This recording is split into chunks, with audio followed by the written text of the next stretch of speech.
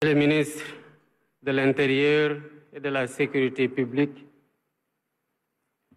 Mesdames, Messieurs les membres du gouvernement, Excellences, Monseigneur Valdemar Stanislaw Sommertag, nonce apostolique représentant le Saint-Siège, Éminence Théodore Adrien Sarr, archevêque émérite de Dakar, Excellence, Monseigneur Alexis Touabli-Youlo, président des CERAO,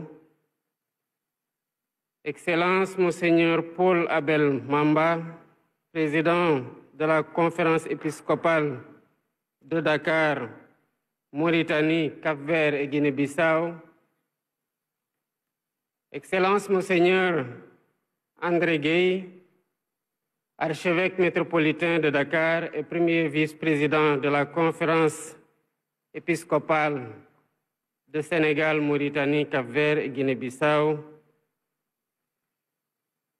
Excellence Monseigneur Benjamin Ndiaye, archevêque émérite de Dakar, Excellences les évêques, membres des CERAO, distingués ambassadeurs et membres du corps diplomatique, distinguées notabilités religieuses musulmanes et coutumières, autorités politiques, administratives, militaires et paramilitaires, chers participants, honorables invités en vos titres et grades respectés. Dakar, la capitale cosmopolite de notre pays, abrite à compter de ce jour les travaux de la 5e Assemblée plénière des conférences épiscopales réunies de l'Afrique de l'Ouest, CERAO.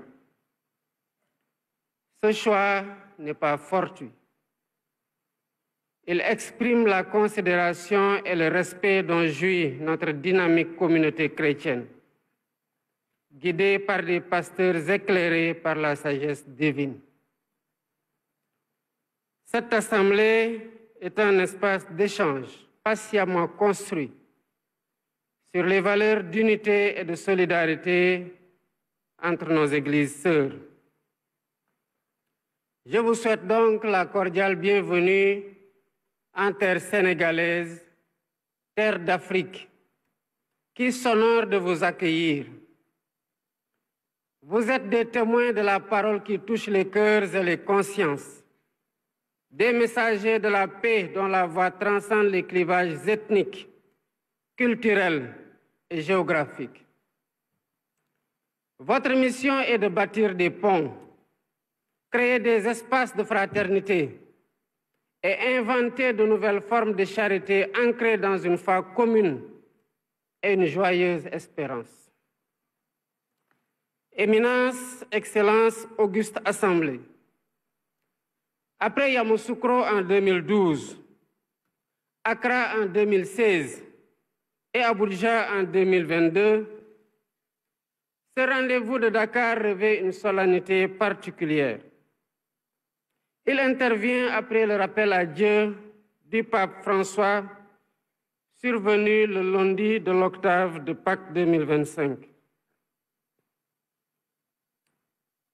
Le pape François a achevé son pèlerinage terrestre, marqué par une fidélité sans commune mesure aux valeurs de l'Évangile. Son magistère s'est particulièrement distingué par une attention particulière et constante portée aux pauvres, aux marginalisés et aux laissés pour compte. Leur dignité pourtant inaliénable reste souvent bafouée, comme nous le rappellent les tragédies vécues par les migrants, les réfugiés et les victimes des guerres et des famines. Le pape François fut aussi une conscience écologique éveillée, à un moment critique où notre planète subit les effets des changements climatiques. Il nous a placés face à un choix clair et implacable: agir ou périr.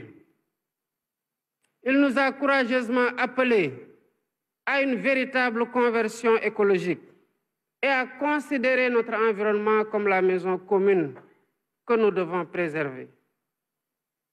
Nous mesurons combien ces intuitions et initiatives pastorales ont positivement influencé notre monde en quête de justice sociale, de paix, d'unité et de réconciliation. Prions désormais dans l'espérance pour qu'un souverain pontife soit choisi en continuité avec cette glorieuse tradition apostolique. Éminence, Excellence, Auguste Assemblée, ma présence parmi vous à l'occasion de cette cérémonie solennelle d'ouverture de la 5e Assemblée plénière des conférences épiscopales réunies de l'Afrique de l'Ouest, CERAO, est la preuve de la place importante que j'attache aux affaires religieuses dans la stratégie de transformation systémique de notre pays. La religion définit nos valeurs, elle irrigue nos comportements, elle guide nos activités, façonne nos sentiments et en fin de compte, structure nos relations, nos attitudes et nos manières de vivre. C'est pour mieux prendre en compte sa place dans la mise en œuvre des politiques publiques, son rôle irremplaçable de polisseur des mœurs et de pacificateur des relations humaines, que j'ai créé la direction des affaires religieuses qui deviendra la délégation générale des affaires religieuses. Elle sera chargée d'accompagner les communautés religieuses, musulmanes, chrétiennes et des religions traditionnelles dans l'exercice de leur culte, son développement, la formation religieuse, l'infrastructure et l'équipement religieux. Il est de mon devoir d'assurer l'équité religieuse dans l'intervention de l'État auprès des communautés religieuses, de faire en sorte que chaque citoyen, quelle que soit son obédience religieuse, sente les pouvoirs publics à ses côtés dans l'accomplissement de sa foi. La religion n'est pas hors des politiques publiques. Elle est partie intégrante de notre référentiel, l'agenda national de transformation Sénégal 2050.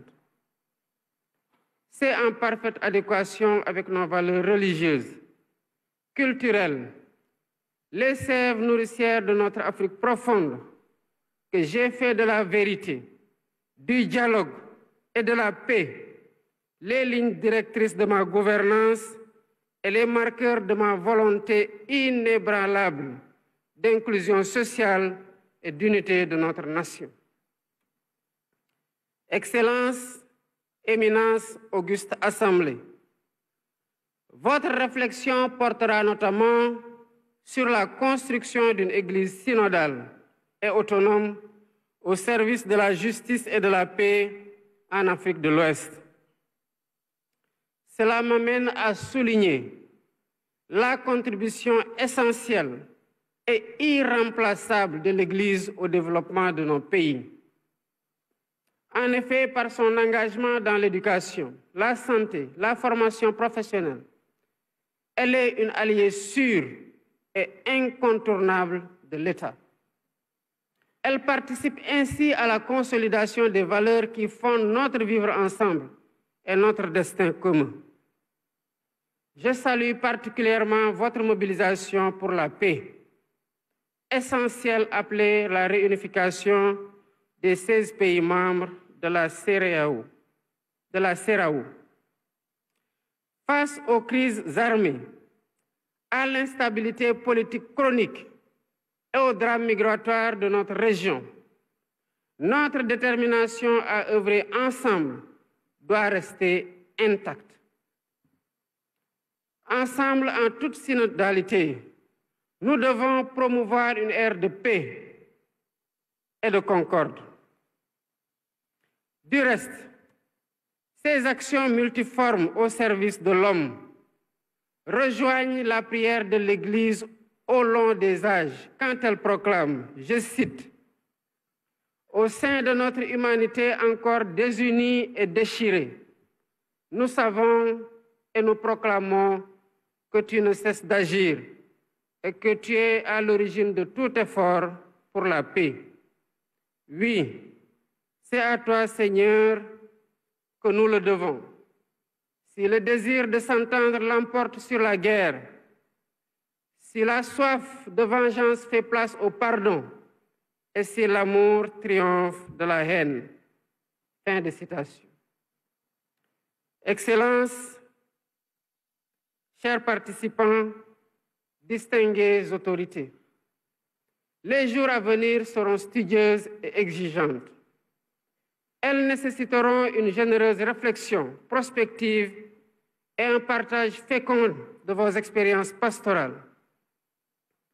L'objectif est clair: bâtir ensemble une CEDEAO des peuples, riche de sa diversité, résiliente et solidaire face aux défis actuels de nos églises et de nos États. En tant que gouvernants et destinataires privilégiés de vos conclusions, nous savons pouvoir compter sur votre sagesse et votre engagement.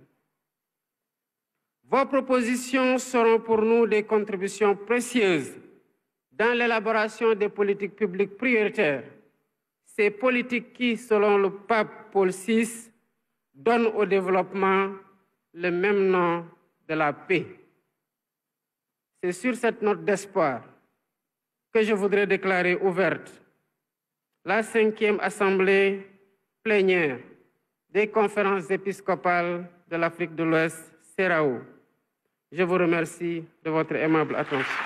Voilà, c'était là le message du président Bassirou.